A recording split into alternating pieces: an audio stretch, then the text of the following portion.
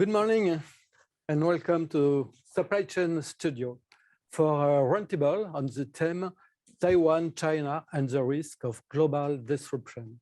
I'm happy to welcome Herve Galon. Herve Galon, you are Global Lead Material Planning and Logistics of Highway to Dana in corporate. That's right? Okay, welcome. Welcome to Max Henry. Max, you are Executive Director of Global Supply Chain Council. You are in France today, but ordinarily you are based in China. Yes, I am. Yeah. Welcome to Jean-Luc Labouchek. You are a former Group Head Global Supply Chain to Apollo Tires. That's right. And welcome to Herve Verboon. You are SVP Global EE Category Global Procurement and Global Supply Chain to Schneider Electric. You hear me? Yeah. I hear you loud and clear. Yeah. Okay. And good morning, Herve. Herve, you will get a question for the audience. Yes. So I want to remind the audience that you can ask any question during the roundtable. And I will collect them, and we will. Our speakers will answer live during the roundtable. Max, what about the global context in China? Yeah. So thanks again for having us for this very interesting webinar. Again, a very timely, important topic that we've been discussing in the last a few months and few years now. So as Jean-Philippe mentioned, I'm based in Shanghai, in China, but I'm currently in Europe. I was hoping to be part of that studio today, but as soon as I arrived in Paris, I got hit with COVID. And I've been sick for the last 5 days, so I'm unable to join you live, but I'm physically in Paris. So again, this is an important topic. As you know, we've been through, in the last 3 years, through very, very extreme measures with zero COVID in China, which have, had some major impact on how, a supply chain executive and more generally foreign companies operating in China. So it's been very challenging, very difficult for a lot of foreigners and foreign business in the last few years. And the next big worry, as we are slowly coming out from that zero COVID policy, is what might happen if there is a crisis between China and Taiwan. That's a big concern for a lot of professionals, whether it's a blockade or an attack, an invasion. And we don't want to be spending too much time today on talking about why that should happen. We want to stay focused again on the impact on supply chain, logistic, and sourcing, manufacturing of what this crisis might be. Yeah. Okay. So maybe we'll get started with, as we're trying to get Jean-Luc to come back. Hopefully, he's going to join us again. I would like to start with a very general questions with maybe all the panelists joining us. On the general situation, we've seen a lot of companies in the last few years slowly moving out or trying to move out or be less dependent from China. And again, so I want to understand from the people here today whether you think this trend of trying to leave China is going to continue, and what are your general thoughts about this? Yeah, maybe we'll start with anybody. Herve, Ard? Yeah. Well, first of all, good morning, good afternoon, good evening to everybody. My thinking is that has already started. It started with first of all, before the COVID crisis, with the increase of the cost in China, that made it a little bit less competitive than it was before, a little bit less competitive than other countries. Then we've seen some relocation after the Trump administration imposed some tariffs on goods produced in China. So it was an opportunity also to relocate to other countries like India, Vietnam, or others. The COVID situation, of course, increased the focus on the dependency that we were having with remote locations, not just China, but remote locations. And yeah, there's a trend for reshoring for sure. Now, can that happen quickly?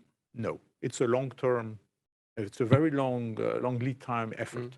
So that so I think that kind of answers the region for region or the rebalancing of production closer to the market is a long-term trend, fueled also by the increasing cost of transportation and the chaos on sea freight. But it doesn't happen overnight, at least not in the heavy industry that I'm working for. Okay. Yeah, Jean-Luc, Art? Yeah, I'll comment on this. Go ahead, yeah. Do you hear me, Max? Yeah, we can hear you, yeah. Oh, why don't you go first, Jean-Luc? So I just joined, so what was the question, sorry? We talk about, that's slowly moving out from China that companies have been adopting in the last few years. And and the question was, do you think that trend of leaving China is going to continue in the coming years? Yeah. Yes, I do believe that this will continue. Although in the company I was working for at Apollo Tires, we were not very well exposed to China manufacturing or Taiwan manufacturing. But there was a big risk in shipping, as we have experienced in the pandemic. So any disruption on the shipping will have an impact on everything. So I think that there is a global trend to move away from China and Taiwan. But as Herve said, this will take quite a long time. Yeah. Yeah, thanks for having me, by the way. So I'm the senior VP for Schneider Electric, running global procurement, and my scope is primarily electronics, by the way. So I'll answer you from that perspective. By the way, Schneider, as a company, we're 30 billion. That's public information, and we are one third of our revenue comes from Europe, 1/3 comes from larger China and EAJ, and 1/3 comes from North America. So we look at these issues really through a global lens. And let me start with saying the bigger theme is techno-nationalism. And that's not a Chinese topic. The Indians have a Made in India mandate. The Europeans just launched a European Chip Act. The Americans launched their US Chip Act. And by the way, the Inflation Reduction Act was called infrastructure bill before. So globally, we see techno-nationalism quite strong as a driver. And so where you could call it reshoring, we really call it regionalizing. So yes, there is a big global trend to regionalize your production. And with that, your tier 1, tier 2, and possibly tier 3 vendors as close to your end markets as possible, because that gives you most resilience against unpredictable changes in any of these techno-nationalist drives, legislations, or whatever you want to call it.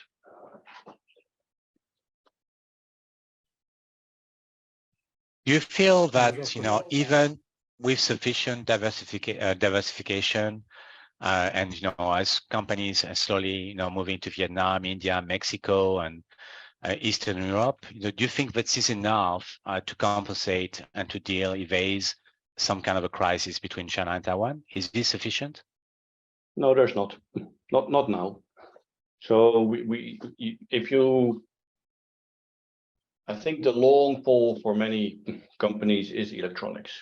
If you realize that putting up a new wafer fab is a 3 to 4 year process from the moment you make the decision to being actively up and running, right? Then there won't be anywhere near enough, say, balance in the supply chain to supply global for a long time. And even with the investments that have been announced to date, and if you add it up, the global semiconductor industry has announced to invest over $500 billion in the next 4 years.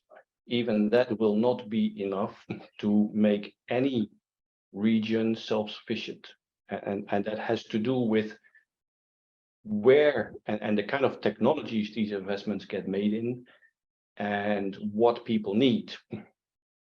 What I mean with that is many companies rely on products that were developed 5 years ago, 10 years ago in technologies that were, say, invested in 10 to 15 years ago.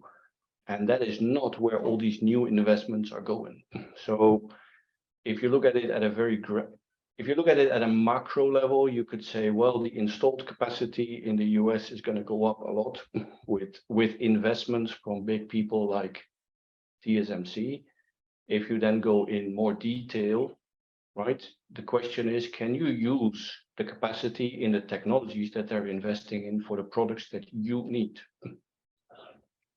And in many cases, people are going to have to redesign to utilize the capacity that comes from, say, the regions that they want to sell into. Let me pause here. Herve? So I'd like to add to that Dana is in the automotive industry, serving $10 billion business, serving all segments, and basically we use steel as raw material. So. And a lot of steel comes from China, a lot of other rare earths or other base material comes from China. And if you imagine that China is out of the game, there's not enough in the rest of the world. So that would be, I think, first would bring the world to a complete stop, maybe not from tomorrow, but in 1 month, 2 months. And second, I mean, that's not something that I see happening, just because of all the intricacies between what we have. Now, if we think of, just thinking of some of the Suez Canal incident 2 years ago, you can see how one ship in the canal can disturb the whole sea freight and the whole world trade. So imagining any kind of bigger scale, you can just think of the chaos. And I think that chaos, we cannot prevent for such a thing. It's just like having a meteorite falling somewhere.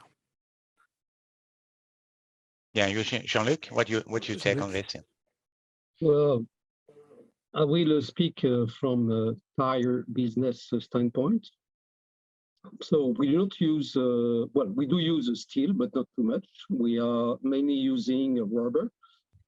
And the rubber is mainly produced in Africa, Southeast Asia, and India. So I would say that in the tire business, I don't think there will be a big impact. Having said that, and to build on what Herve just said, the shipping is a problem. Because if there is any disruption in China or Taiwan when it comes to shipping, there will be a domino effect that will impact the whole supply chain. And this is exactly what we have experienced during the pandemic. Even if in terms of raw material supplies, we were not, Apollo was not deeply impacted, the global disruptions in shipping was quite a nightmare. So in fact, it's not only, even if you are not supplied from China or from Taiwan, and there are other effects. And in the tire business, it's mainly shipping. Max, we have a first question from the audience. Yeah. Yes, so the first question, is the European Union able to produce microprocessors? And is there any will to cooperate to create factories? So who wants to answer? I can take that one. Well, go ahead. Yeah, listen, so the European Union is producing microprocessors, correct? ST Microelectronics and Infineon are traditionally French and German companies, and they have a very relevant market share. So the first answer is yes. The second answer on fabs, yeah, especially around Dresden, right? There is a lot of investment happening in Europe in wafer factories. I think the mistake, though, and I know the European Union is actively interviewing companies. I think the mistake that we're making is focusing too much on the front-end foundries. In the end, you need the whole ecosystem. You need companies that design, companies that make the chips, the sort of front end, but then you need the back end and the test. So I think there's too much focus on the heavy capex front end. It's the stuff that reaches the CNN and the BBC headlines, but not enough on the rest of the total ecosystem. So yes, there is investment in fabs. No, not as aggressive as in the US. And I see Europe missing the boat in the total picture. Jean-Luc? Thanks. Yeah, just to complete about this, my colleague was speaking about investment of $500 billion in the semiconductor industry. And if you look at where will go this $500 billion, it's mainly in the US, where 50% will be in the US, 20% will be in Asia, and this includes China and Taiwan, and only 20% in Europe. So despite there are some investments, okay, in Europe, it's not enough to compete with all the geographies. So this is point number one. And point number two, Europe is behind the United States in terms of timing. So not only the majority of investment as known today will be in the US, but the US started quite a long time before Europe. So Europe will be behind in terms of capacity, but as well in terms of timing. Okay, so before we move on to the next question, I wanted to again raise the issue around trade sanctions. We've seen that happening, with Ukraine and Russia, and how trade sanction could actually have an impact also on the, on Russia. Do you think that if there is a crisis between China and Taiwan, do you think there would be trade sanction as well imposed on China? And what would be the impact of those trade sanctions for supply chain professionals here? I think that in any situation there is the rising sanctions, and we've seen it in the Ukraine-Russia situation. It started with some smaller sanctions, and then rising up to first to sanctions against individuals, and then against some commodities, and then rising to gas and oil and things like that. So it to be gradual, if any, that to be gradual. Secondly, I think it's like a very interesting experience that everybody, the whole world is watching what is happening. But as I said before, I mean, what in our homes, what do we have which is made in Russia? Not much. What do we have which is made at least partially in China? Everywhere, in every home. So the sanctions, I think, would be probably gradual, probably more on individuals, maybe financial, but I think that there would be a lot of discussion. I mean, the world can survive, and we're going to survive a cold winter without, in the frame of the Russia-Ukraine conflict. I don't think we could survive anything that big. So would it happen or not? It's not the question, but I think sanctions would be of course progressive, and then at some point we say, okay, this is not bearable anymore for both sides. That's my feeling. Mm-hmm. Another feeling? Jean-Luc? Well, if we compare, obviously there will be sanctions against China. We are not at all in the same ball game as what we're experiencing today with Russia and Ukraine. If you look at the GDP of Russia and Ukraine combined, we are below $3 trillion, which is roughly the same GDP as France. If there are sanctions towards China, we're speaking about a much more bigger business. So it means that today we're already experiencing supply chain problems because of Ukraine and because of Russia. If tomorrow the same sanctions, the same level of sanctions are applied to China, the disruption on the global supply chain and global economy will be much, much higher. So I don't think there will be a big train of sanctions against China, because the cost of these sanctions on the global economy will be far much higher.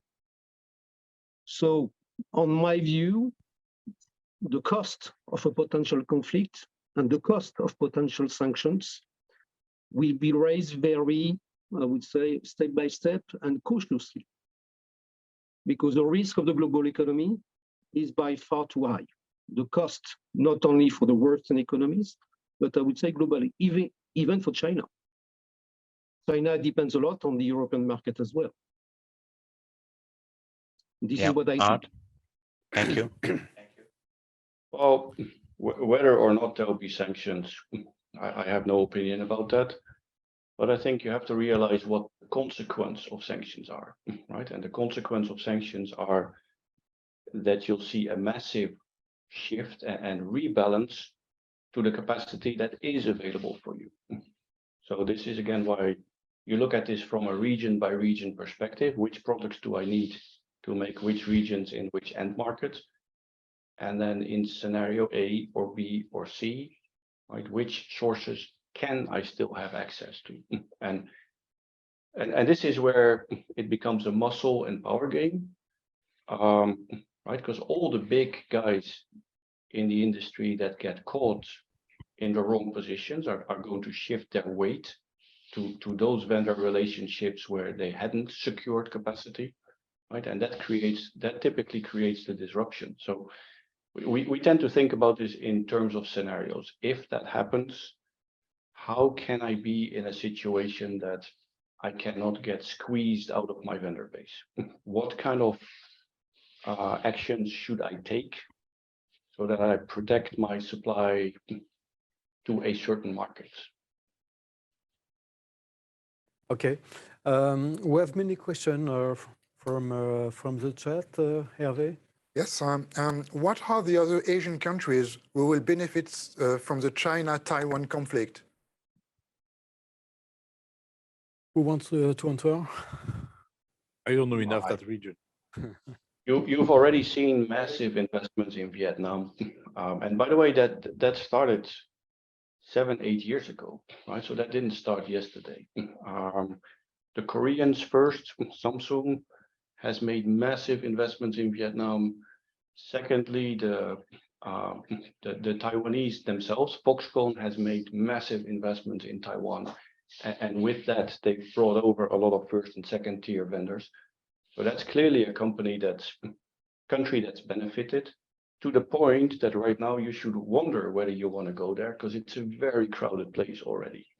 Now, then where else can you go, right? And typically the countries I see people consider is Thailand, if you have a lot of electronics content, because it's a pretty established place. Indonesia and Philippines for everything that requires quite a fair bit of labor. Those are the countries that everybody looks at. Malaysia is kind of in between. It has a very big electronics present also.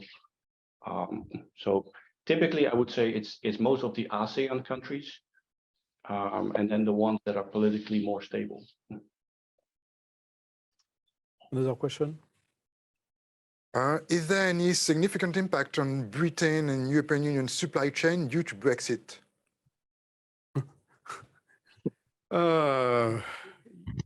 It depends how you define significant.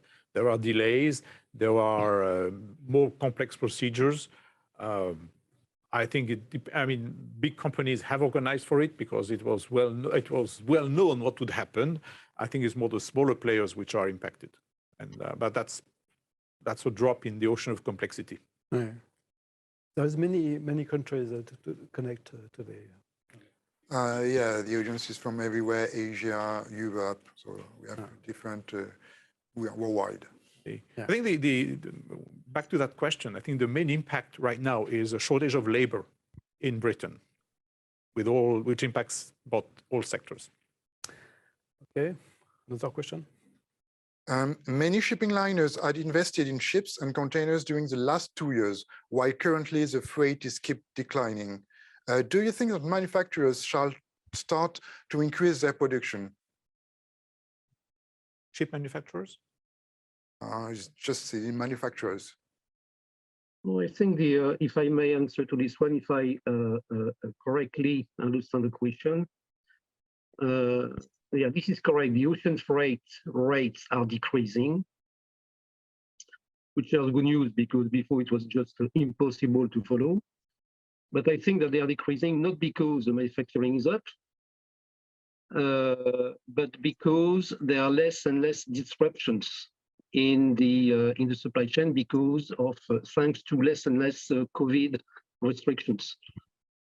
So as soon as the supply chain is normalizing in terms of shipping, then you can see that the rates are decreasing, and this is what is happening. That it's not decreasing at the same rates all over the world. It's decreasing more on the freight to the US, both from Pacific and Atlantic. It's not, and from China, not so much from Europe. So it depends on the lanes you're looking at. And I think yes, it's a, I mean, one of the characteristics of sea freight is that it takes a long time to normalize. Once it's disrupted, you've got ships in the wrong place. We don't have the cruise in the wrong place. You've got ports that have been skipped. So the time to realign this, it's months. And this is what we have seen. The original trigger being the increased e-commerce from the US to China during the initial COVID lockdown. Okay, and that created massive imbalance. And the vessels have been repositioned, and that created the increase in the rates and all this is taking time. And suddenly the Black Friday creates hiccups, the Chinese New Year creates hiccups, and every time we have these kind of hiccups in the global trade, it takes a few months to realign in normal times.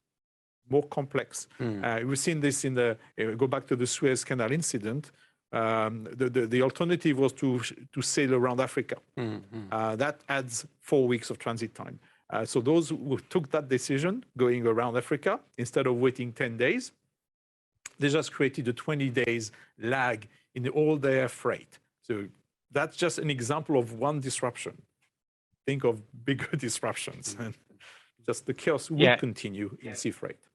If we could stay on the shipping line topic, I think it's interesting because there was recently a number saying that more than 80% of the largest vessels have been basically crossing the Taiwan Strait in the first part of this year. And again, going back to the potential conflict between China and Taiwan, what will happen to all the shipping lines which are so dependent on going to China and passing through that strait between Taiwan and China, and also, not mentioning the proximity of all those ports on the, eastern side, of China. What do you think, will happen? And do you also another interesting topic we could discuss is, do you think the 3PLs or the logistics service providers or the shipping lines in general are actually ready for such disruption if there is a conflict between China and Taiwan? Well, go ahead, Herve. Okay. On my side, okay, I start, Herve. Go ahead. Thank you. What I think on my side, I think that the shipping companies will succeed to avoid the Taiwan Strait. Okay, it will take an additional maybe 2 weeks transit time. So the shipping line capacity to adapt, I would say, is not a real concern for me. The real concern is really what could happen in the Chinese ports. Because if there is a shutdown of some Chinese ports, that means that the loading capacity, the movement of the goods will be routed to other ports, then creating new bottlenecks, then creating a waiting list of vessels waiting to be loaded. And this is how you create the big problem in the supply chain, just the beginning. So even if the vessels will be, to my view, will be ready and will be prepared to change the routings, even as said by Herve, it will take a long time to adapt. But the main concern for me could be the bottlenecks on the Chinese ports, because the capacity will not be increased in the other ports, in the alternative ports. So this will be a problem of how fast you can load containers on vessels. And if the vessels are waiting to be loaded, then this is a capacity that is disappearing. And this is why we have experienced what we have experienced in the pandemic.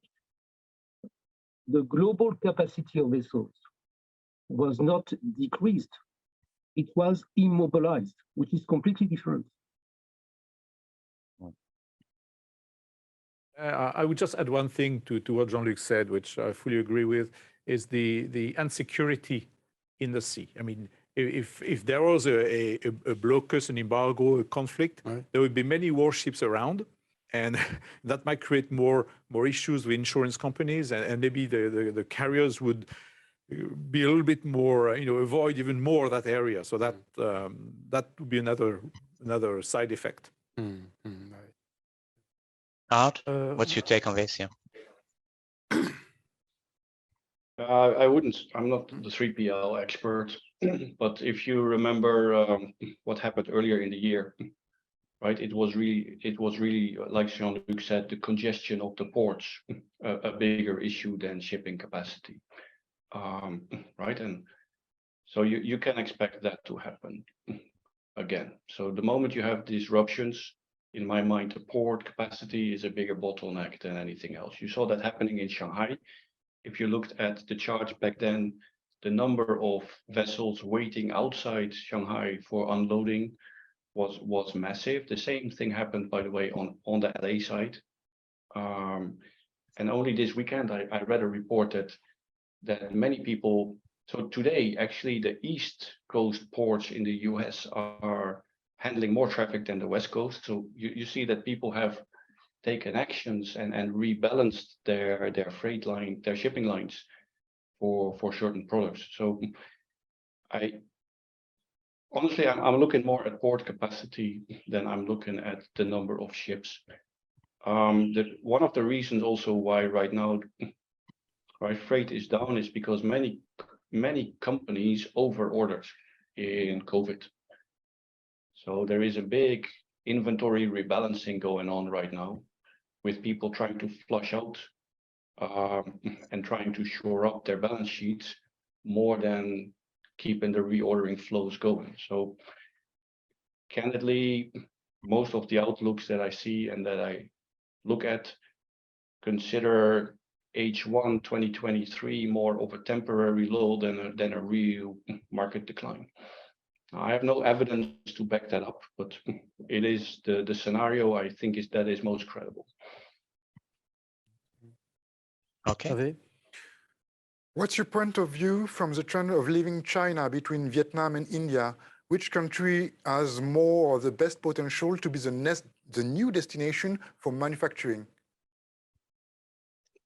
It probably depends on which kind of industry you're talking about. It depends on the skills available, on the material available, on many things. Just looking at size, India seems an easier option because there is more growth potential. I mean, it's not as saturated. I mean, I think Arndt said that Vietnam is already saturated in many areas. So India has more potential. And also it's closer, if we think Europe and Western world, it's a bit closer, which is also an additional benefit. But Maghreb, no? yeah, it's already started. It really depends on the industry, the car industry, the fashion industry, went to Turkey also. We have resourced from China to Turkey for steel and things like that. But once again, it's a question of capacity. If you want a massive transfer, it takes years. If you want to move one supplier from one place to another, that's quicker. But then there's a mass effect. Yeah, let's not forget why Vietnam grew so fast, right? Vietnam is a neighboring country of China.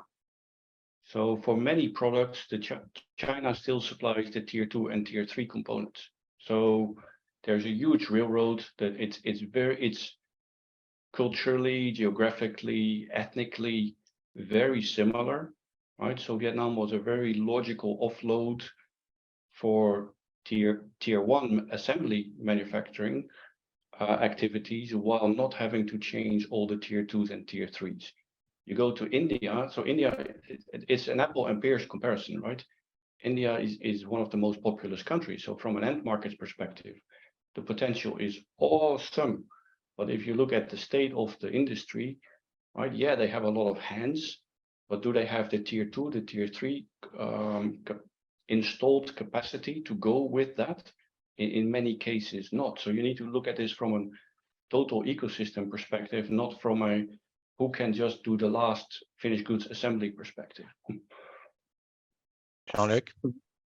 Yes, well, I used to work for an Indian company, so I know a little bit about India. So let me tell you my thought on this perspective. And I agree with what Herve and Art just said. On my side, yes, India is a good bet. And when we speak about the semiconductor industry, the roundabout of $500 billion investment in the next decade, well, a good portion will go into India as well, at around the 10%. Now, the concern I have with India as a supply chain manager is more about the infrastructure of shipping. China is extremely well advanced in terms of motorways, logistics, port capacity, where India is lagging much behind. And today, even with the current situation, there are bottlenecks in Indian ports. Not because of the pandemic, but it was because of the pandemic in the past. But today, the investment in the logistics infrastructure in India is not enough.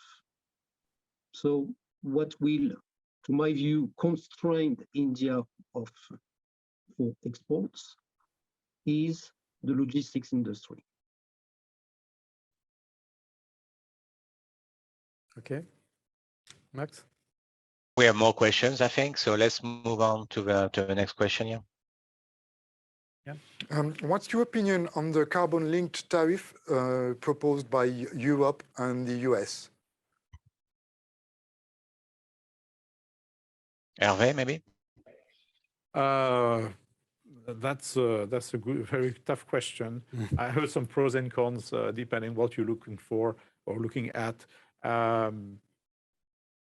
It probably internalizes costs that are outside lost in the world, and like all tax, it will be slowing down trade or limiting some, it will be changing the balance of existing trade. It's probably good for the planet overall. How is it good for our own industries? I'm not sure, because I heard on the radio this morning that, for example, steel would be taxed coming from the other side of the world. But if that steel is used to make a car, say in that country, that car is not going to be taxed. So that could have another opposing effect of driving final assembly out of Europe, which is not what the overall scheme seems to be. So I have mixed feelings about it, although it's probably in the air to get a little bit more, well, to price the real cost of carbon. Okay, let's move on to the next question. Or maybe Anne. Another question. Do you have any information whether China is preparing a plan to reboost its economy, which might again create further supply chain disruption in the midterm? Max or Max, knows China more. Your feeling? I don't think so. I mean, the problem we are going to be facing in the next few months is that huge wave of pandemic. I mean, we're still in the middle of it. We have to remember that the world has moved on, but China has not. And due to the current vaccination level and all the issues that we had in the last few months, China is going to go through some major, problems. I think that's going to last at least until Q2 2023. So I hope that there will be a slight recovery starting March or maybe April or May. But nobody really understands, how fast and good it will be. So that's my take. Yeah. So things are still looking very complicated in China for now. Yeah. Jean-Luc, what do you think? Well, I don't have any thought about this one. This one's for me, no, I don't have much idea about this one. I agree with what you said, Max. Well, Okay. I think it really depends on what you're looking at. I mean, Dana, we serve the mining business, the construction business, the material handling business, the construction business. We see no slowing down on those segments. I still think that China has huge opportunities in the energy sector. There's a global wake-up call for decarbonizing energy. China is a major coal producer. There's an obvious opportunity to switch away from coal to other sources of energy, whether it's the big dams or nuclear. But it will take time. This is long-term investments. But I think there is no reason why those investments would not continue and increase. I'm going to say that one thing that I would urge everyone to keep in mind is try to understand that China is a centrally led long-term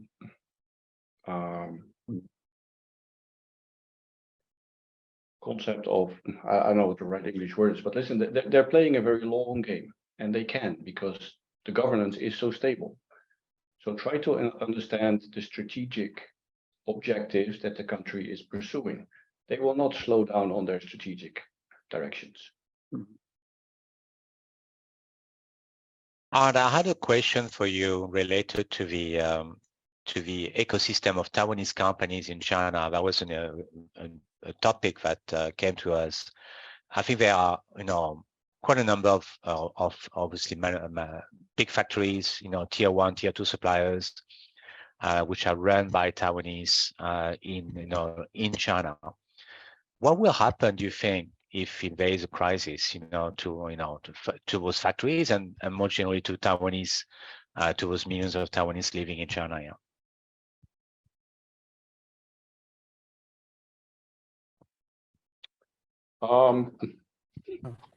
I don't know. The honest answer is I don't know, but I do know that most Taiwanese companies have a scenario in the safe of how to deal with it. Some of them have structured the company already legally and or organizationally so that they can carve out certain assets. There's 3 logical categories there, right? Taiwanese assets, mainland Chinese assets, and other global assets. So I know they all have their plans and their scenarios. Other than that, I don't know more than that. Herve, is this also a threat for you as you deal with your suppliers in China? Do you look at whether they are Taiwanese or not? Well, we're more in the mechanical industry, so I don't believe we have not a big exposure to Taiwan.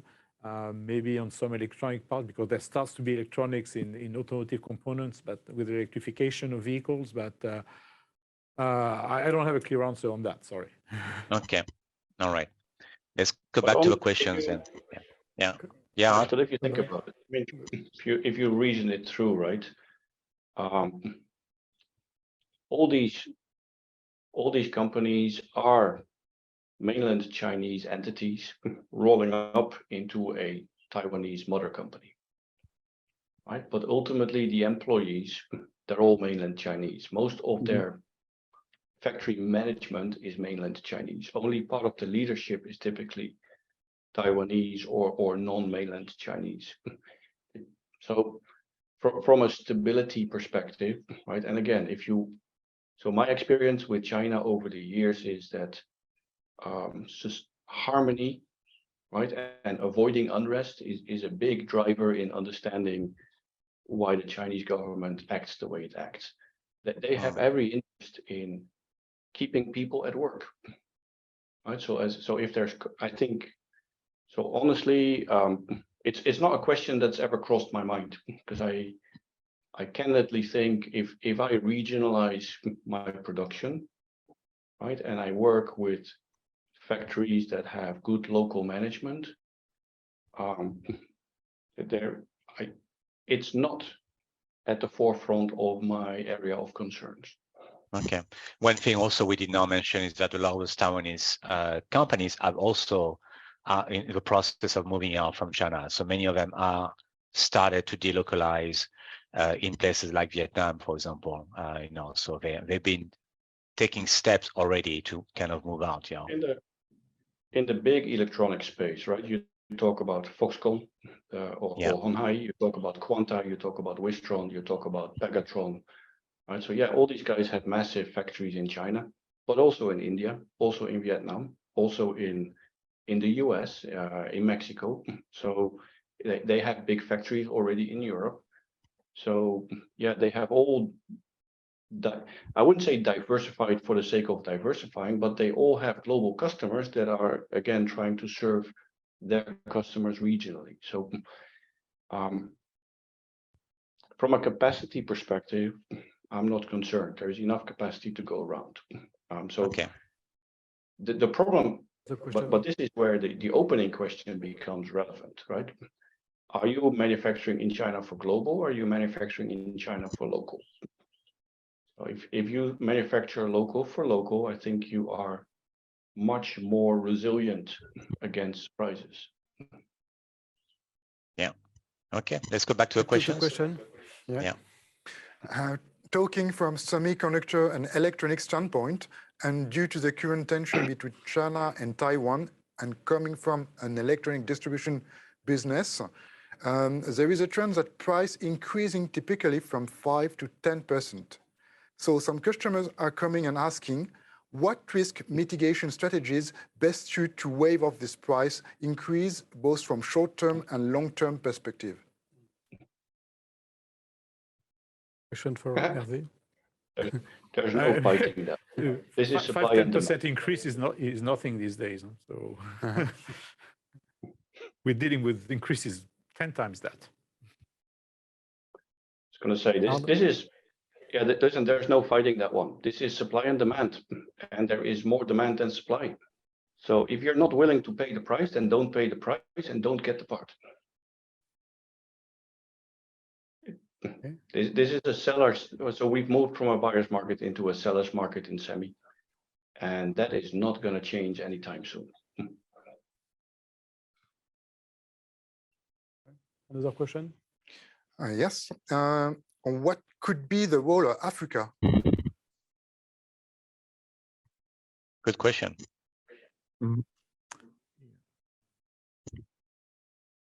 Apart from political, first of all, it's a huge and developing end market, and there are massive Chinese investments in Africa. I think the big question, in case of conflict or tensions, is what will the positions of African countries versus that. And we've seen that they are, with the Russia-Ukraine, they don't want to make any. I mean, they're very careful.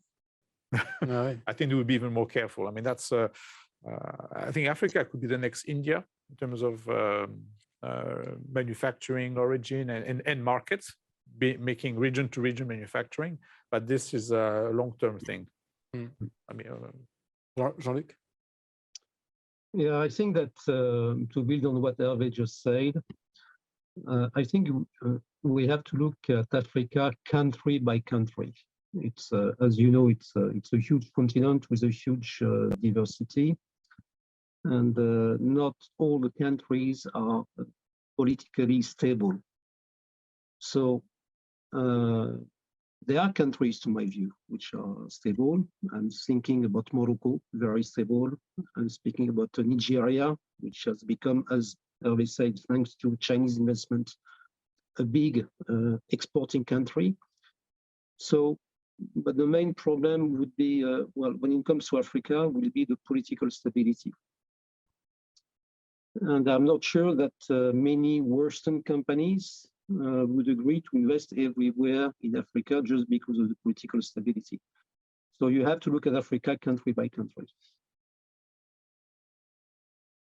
And back to the shipping questions that were evoked earlier. I mean, some countries are are better positioned in terms of infrastructures, harbors, trains, and things like that. And the big maritime players like CMA, CGM, and others, and Bolloré Logistics, they all know how they position themselves into those strategic countries as well. Okay, we have more questions, so let's take them. We have 5 more minutes before we wrap up this discussion.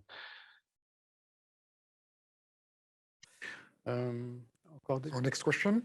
The global container shipping costs have been easing for some months, but it has not reached the pre-COVID levels. Do you think it will go the same level as pre-COVID levels, or it may rise in 2023? Good question. For me, it's a $1 million question, because Yes. we are running every year a global ocean bid, and no, I don't think it will ever come back to the pre-COVID levels.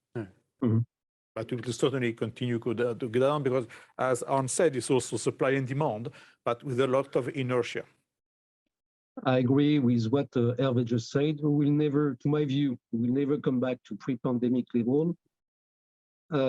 Even if the supply chain worldwide is normalized, that will drive down the cost. But I think that the shipping companies have learned a lot during the pandemic, and they know now how to manage their capacity. So, to my view, the cost of sea freight post-pandemic was too low. The shipping companies could not, didn't have a high margin at the pre-pandemic level. Now they have huge margins, and they have learned how to manage their capacity. That means that they have the possibility today to immobilize part of their vessels, consequently creating a higher demand versus supply. So they have learned how to manage their vessels, and consequently they will continue to make big margins, even if the supply chain worldwide is normalized. So, to my view, we'll never come back to pre-pandemic level in terms of rates. Are you saying that they will try to manipulate the market in the coming months? It's not a question of manipulation. It's a question of managing your capacity. Okay. It's not manipulation. It's managing the capacity.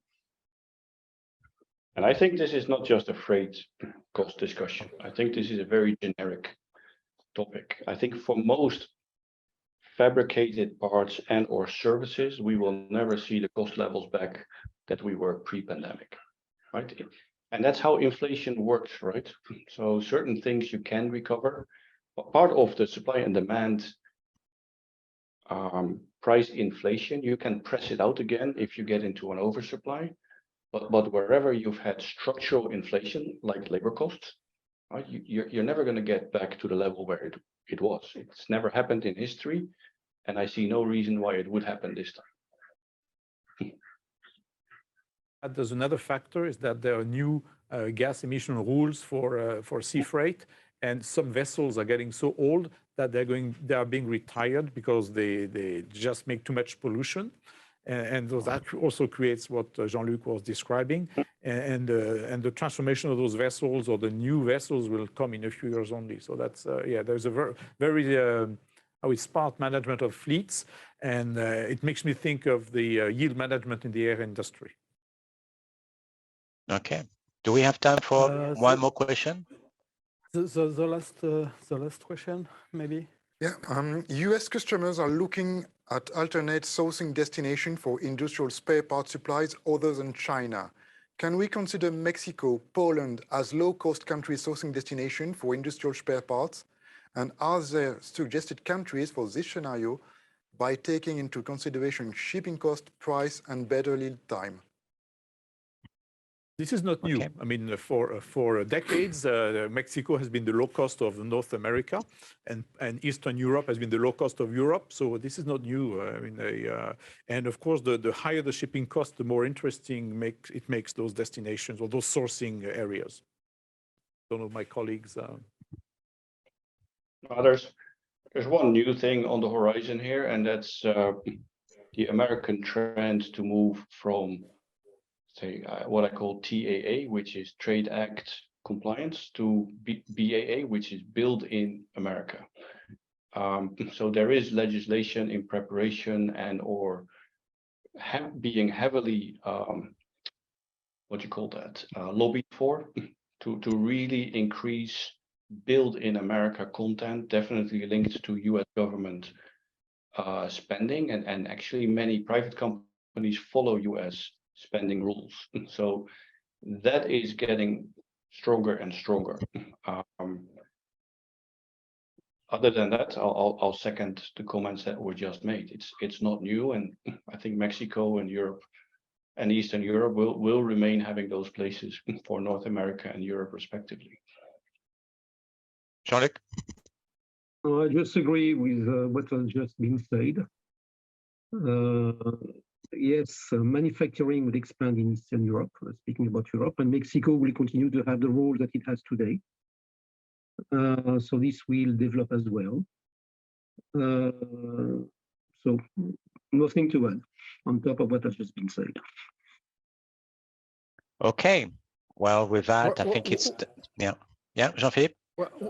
Yes, what recommendation to the company to be ready to the risk, major risk? Well, I think all companies have DRPs, disaster recovery plans, and things like this. It's a must. I mean, how deep, how detailed, not to be discussed here. I still think, you know, if we speak Latin, civis pacem para bellum. So be ready if you want peace, prepare for war, or if you need to be prepared for something. But I think the key thing is agility. Resilience, agility, and flexibility. Yeah, and flexibility and all of that. But as I said, it's a meteorite falls on us. So, COVID just stopped the world for 1 year. I mean, we could have had all plans. So we were able to recover, I mean, to manage and handle and monitor the short supply from supplies in the Wuhan area and things like that. Yes. Was it pleasant? Was it cheap? No. Jean-Luc, your recommendation? Yes, so I agree with Herve. In order to manage this kind of crisis, you need to have agility, and you need to shorten the command of decisions. There won't be stuff for everywhere, for everyone. So the question is not that how to get the stuff you need, because there won't be stuff for everyone, but how to get it before your competitors. And this is how agility is extremely important. And how you can get agility, first, is to have maximum visibility. So we spoke a lot during the pandemic about supply chain digitalization. This will continue at full speed, and this will provide full visibility. And to my view, the companies who have full visibility on their supply chain will have an advantage compared to the others. Okay, Art? Yeah, if I can add to that. So for the fun of it, if you can, try and invite someone who knows about epidemics to give you a lecture. They will tell you that there has been an epidemic for the last 150 years, roughly every 4 years. So everyone who thinks that COVID was unexpected, actually statistics and history prove you wrong. So step one is identify your risks, but step two is act on it, right, in a decisive way, because otherwise it still means nothing. So agility is really good. And you need to be prepared for the unprepared. And I like that statement. If you want peace, be prepared for war. But also really act on the data, act on the numbers. And sometimes it means you need to have uncomfortable discussions with your executive stakeholders, right? But flush it out and bring it to actionability. Otherwise, next crisis, you're going to be among all of those that look around and say how this has happened to us. All right. Jean-Philippe, do you want to wrap up? Okay, thank you very much for participating. Nothing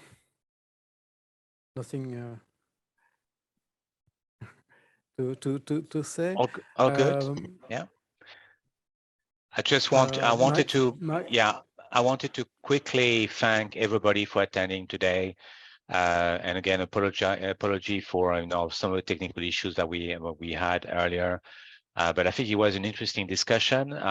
Thanks for all those questions. We were not able to take all of them, but one thing we could do with you, Herve, is we'll put them together and then maybe share those questions we did not get answered back with the panelists and speakers, and then we'll then share those responses in our thank you email sent to all the participants.